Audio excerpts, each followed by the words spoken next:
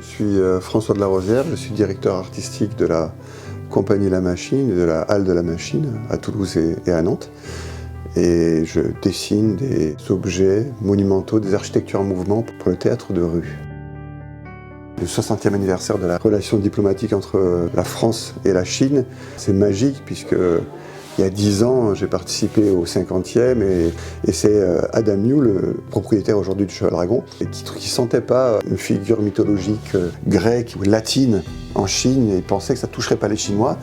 Et comme c'était l'année du cheval, il a dit, et que la Chine est représentée par le dragon dans son ensemble, il m'a proposé de fabriquer un cheval dragon. Alors j'ai fait un premier dessin, et j'ai trouvé tout ça tout de suite très intéressant, et j'ai dit, ben banco, on y va, ok. Et à ce moment-là, l'histoire a démarré comme ça, quoi.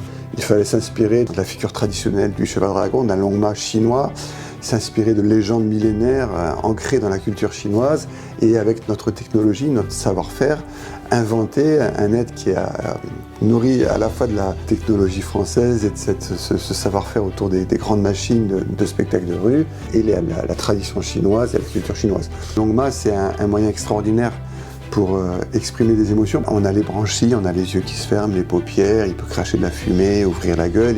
Elle a une palette d'expressions absolument extraordinaire. On a installé le Longmât dans l'espace public, près du nid d'oiseaux, sur le site olympique. On faisait les répétitions à vue. Et c'était très touchant de voir tous les Chinois qui circulaient et qui par hasard tombaient sur l'araignée, Longmât, des répétitions avec des grues, qui prenaient des photos comme ça.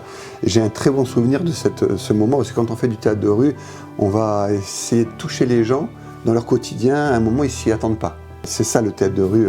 Et du coup, ça marchait vraiment bien avec les Chinois. Et la récompense a été que les Chinois sont venus extrêmement nombreux. C'était touchant, voilà, de voir toute cette foule débarquer et profiter du spectacle. Je trouve que c'est une thématique passionnante de fêter l'amitié entre les peuples. C'est très important de célébrer l'amitié et les échanges entre les peuples. Et je suis très content de participer à cette aventure entre la France et la Chine.